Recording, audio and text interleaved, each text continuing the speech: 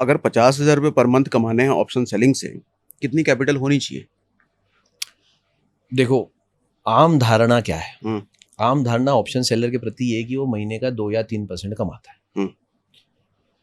ये 100% इनकरेक्ट है।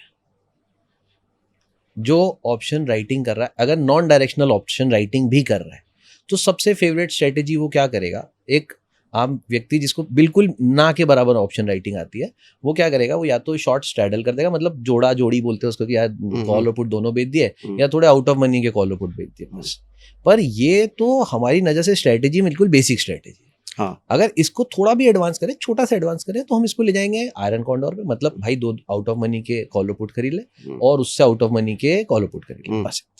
अगर एक कॉल और पुट बेचा है, एटीएम का कॉल और पुट बेचा है, तो उससे थोड़ा आउट ऑफ मनी जाके कॉल और पुट खरीद ले, तेरा काम हो जाए। ठीक है। ये बंदा कमाता है सर महीने का 1 से 2%। ठीक है। ये कमाता है वीक का 1 से 2%, महीने का 5 से 6%, 7% ये आराम से कमाता है। ठीक है। क्योंकि ऑप्शन इंडेक्स राइटिंग में वीकली एक्सपायरी होने के कारण इनको थीटा बहुत अच्छा मिलता है। तो ये टेक्निकल बात है और बिल्कुल सच्ची बात है कि इनको इसलिए ज्यादा रिटर्न कमाने का मौका मिल रहा है। सही का जो ट्रेडर है, जिसको सही में पैसा इसमें से बनाना है, वो दिन के 2 से 3% भी कमा रहा है, कोई बड़ी बात नहीं। और ऐसे दिन के 2 से 3% भी कमा रहा है। अब ये रिस्क फ्री नहीं है, पर अगर आप शेयर बाजार में आए और आपको रिस्क की एक्सेप्टेंस है कि हाँ भाई मेरे को एक्सेप्टेंस है, बाइंग में भी तो रिस्क है, तो मैं सेलिंग में ले रहा हूँ, तो मैं रिस्क लेके क्यों ना काम करूं? मैं सागर भाई आपको एक बहुत क्लियर फॉर्मूला समझाता हूँ कि रिस्क कैसे कम हो रही, मार्जिन क्यों कम हो रही। एनएससी के दृष्टिकोण से चलेंगे, बायर सेलर के दृष्टिकोण से नहीं चलेंगे। एनएससी में एक बायर है, फॉर एग्जांपल मान लेते हैं सागर भाई बायर है, मैं सेलर हूँ। सागर भाई ने बोला मैं ये 2500 रुपए लेके आया हूँ, अगर मैं हार गया तो ये 2500 रुपए गए। किसको गए? सेलर को गए। ठीक है, राइट। मेरा वादा ये कि अगर यहां से शेयर बढ़ गया तो जितना बढ़ेगा उतना पैसा मैं दूंगा। शेयर बढ़ गया जितना पैसा, जितना शेयर बढ़ेगा उतना पैसा मैं दूंगा। कॉल सेलर की यही रिस्क है। ठीक ठीक। कॉल बायर को फायदा क्या? बाजार बढ़ता जाएगा, उसकी कॉल की प्रीमियम बढ़ती जाएगी, जितनी बढ़ेगी उतना पैसा आपको देना, आपको मिलेगा और मुझे देना है। अब आप मेरी और आपकी बात नहीं करते, एनएससी की बात करते हैं। एनएससी आपसे तो 2500 रुपए लेके मेरे को दे चुका, मेरी क्या गारंटी है कि कल बाजार बढ़ जाएगा और मैं पैसे दूंगा आपको? एनएससी की दृष्टिकोण से पूछ रहा हूं, क्या गारंटी है कि कॉल सेलर पैसा देगा? वो डिपॉजिट लेगा। यहाँ आती मार्जिन की रिक्वायरमेंट। अब कितना डिपॉजिट लेना चाहिए? एनएससी के दृष्टिकोण से पूछते, सागर जी के और सुमित जी के दृष्टिकोण से नहीं सोचते। एनएससी को कितना डिपॉजिट लेना चाहिए? इतना कि कुछ भी हो जाए, मैक्सिमम कुछ भी खराब हो जाए, पैसा मिलना चाहिए अपने को। सागर भाई को जो कमिटमेंट है कि उससे पैसे बढ़े तो मिलेंगे उनको, 10 टाइम्स लेना चाहिए मिनिमम। अब आपने कैसा सेफर सोचा कि भाई जितनी रिस्क है उससे 10 टाइम्स लेना चाहिए, राइट।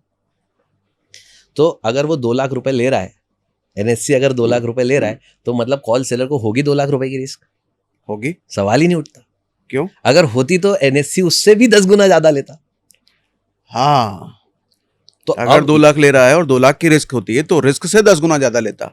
सही बात है।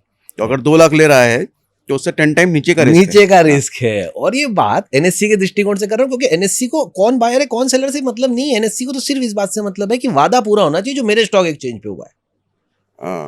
अब यही बात को अपन एक सेकेंड, जैसे ही कोई आउट ऑफ मनी ऑप्शन खरीद लेता है तो मार्जिन कम क्यों हो जाता है उसकी बात करते हैं। सपोज करते हैं मैंने 25,000 की कॉल शॉर्ट सेल कर दी, 2 लाख रुपए लगने चाहिए थे। एनएससी बोला 2 लाख रुपए दो, 25,000 की कॉल बेच।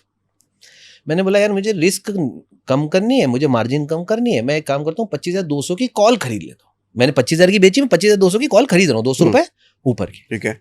अब इसका मतलब ये होगा कि अगर बाजार 25,000 के नीचे जाएगा तो मैं मुनाफे में हूँ, और 25,000 से ऊपर जाना शुरू हुआ तो मुझे लॉस शुरू है। लेकिन मैंने लॉस की लिमिट कर दी कि 200 रुपए के ऊपर अगर जाएगा तो 25,200 की कॉल कमा कर देगी मुझे पैसा, और 25,000 वाली कॉल जो नुकसान दे रही है वो नुकसान 25,200 की कॉल देना बंद करवा दे। तो मेरा मैक्सिमम लॉस जो है वो कितने रुपए का रहेगा? 200 रुपए। ठीक है। 200 इंटू 75 का लॉट चाहिए, कितना हो गया सर? 15,000 रुपए। ठीक है।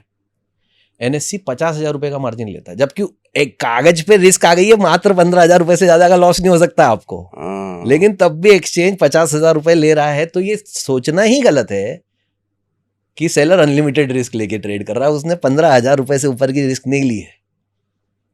50,000 का मार्जिन देते हुए भी उसकी मैक्सिमम रिस्क मात्र 15,000।